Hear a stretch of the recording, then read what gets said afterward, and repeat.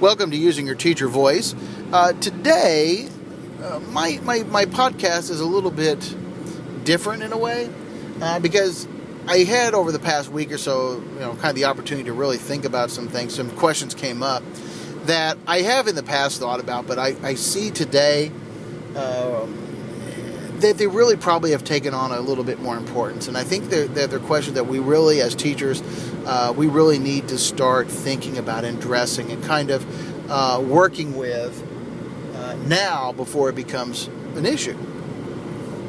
So a couple days ago, I read an article, I retweeted it out too, about a new app called Sit With Us. This app allows students to connect with other students so that they have a place to sit at lunch in the cafeteria. The idea is that this app allows you to make those lunch arrangements before you get to the cafeteria to avoid some of the problems that we see with bullying.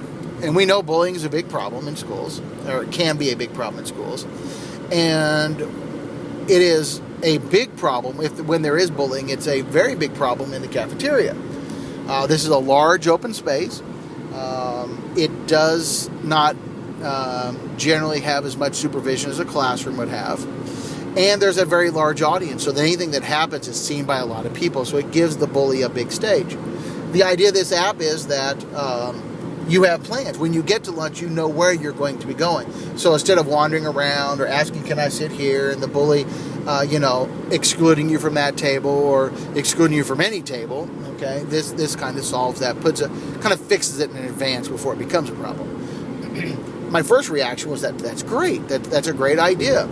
Here is a real tool to solve a real problem. But then the more I started thinking about it, I kind of was like, well, but really? We have to have an app to solve a problem that we used to solve through human interaction. I used to go talk to people. I used to interact with people. I used to make friends. And by making friends and getting a group of people together and having someone to, in my kind of friend group, I had a place to sit and I didn't have to worry about those situations. I just kind of was wondering, is the tech kind of taking over the human? Now, I'm not really one of those I don't know if I call them conspiracy theorists, but one of those people that really puts down social media by saying it destroys human interactions, or it destroys, you connect with a lot of people, but you're lonelier and lonelier because you don't really know people. You just have people that you know of, names on a list, so to speak. So that really started making me think about the role of technology and how it relates to human activity. And I've talked about this before, and I think this is a question that teachers need to be teachers and technology coaches and technology directors, integration specialists, we really need to start thinking about. Now, this app, the story about this app was just last week, but it was the last of three things that kind of happened. But it was the one that started me putting all the pieces together. It made me think of a conversation I had with a student previously about a paper he was writing. He wanted to write a paper about self-driving cars. That was the paper he wanted to write about. And he wanted to talk about what self-driving cars were and how they worked and, some of where the future is in cars. And as we were talking about it, I said, well, one of the big issues is liability. Who's liable for the damages if there's a wreck? I said, so think of this. If you're in a self-driving car and your self-driving car wrecks into my car, which is a quote-unquote dumb car, I'm driving my car. But your smart car wrecks into mine. Who do I sue? Do I sue the hardware people that make the cameras and the sensors and the lasers, or the car itself? Do I sue the people, and how many different vendors is that, right? Are there in that process? Do I sue the software people, the people that integrate all this together? Do I sue you, the guy that was quote-unquote driving the self-driving car? That's a big issue that legally has not been solved yet. As he and I were talking, he made a couple of really good points that I was just impressed that he came up with. He said, first off, he goes, technology companies aren't going to put themselves in a position to where they're going to be hurt like that. I agree with that to a point. I mean, these big companies do spend a lot of money on futurists and people to think these things through. And I'm assuming that they're not going to put themselves in a position where, financially, illegally, they're going to be harmed. But then he said something else, too, that really made a lot of sense. And he goes, when you adopt a new technology, you also adopt the risk. You have to be responsible for that new technology until it becomes the mainstream, and then it's just accepted. If it's a novelty, you accept the risk. And I was really impressed by that statement. Now, again, you can't predict the future. You don't know where the future is going to go. You can guess. You can make, predictions. You can kind of, what you think will happen, but you don't know what will happen. And so you have to be willing to take the risk.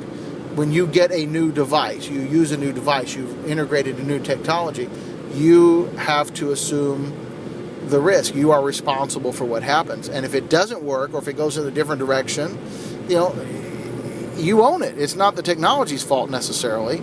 They might be partially at fault, true, but you brought that in. And so when you think about teachers and schools and education and bringing in new apps and whatever, new technologies and more devices,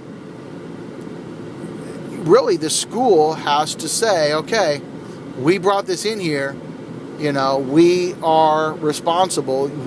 We have to take the blame if this doesn't work, or if this leads to, an unintended consequence. And then as I kind of started putting these pieces together, it really reminded me of a statement that I made a couple weeks ago in our Indiana eLearn chat on Thursday nights. And that was a comment. We were talking about, the role of technology in a classroom. And I said that it's always the teacher. The teacher uses the tech as a tool to teach the class. The tech doesn't use the teacher as a tool to teach the class. Putting these things together, I don't have the answers to this. I don't have the answers, and there are people out there, I'm sure, that are thinking about this. But I think it's definitely a conversation that we need to be having. As more and more devices come into the classroom, as more and more, technology and apps and what resources that we have, I think we really need to make sure that we're adopting the right ones, we're assuming the right risks, we are taking the right risks, that we have chosen the right risk to have. These are conversations I think we really need to start having, because after your car hits another car, it's too late to think about what the risk was and who's responsible and what is the path to take. We need to be having these discussions now. I think too many places and too many people are wanting to rely on the technology to take the place of the teacher. And I think a lot of people out there just assume that will happen, that the technology will replace the teacher.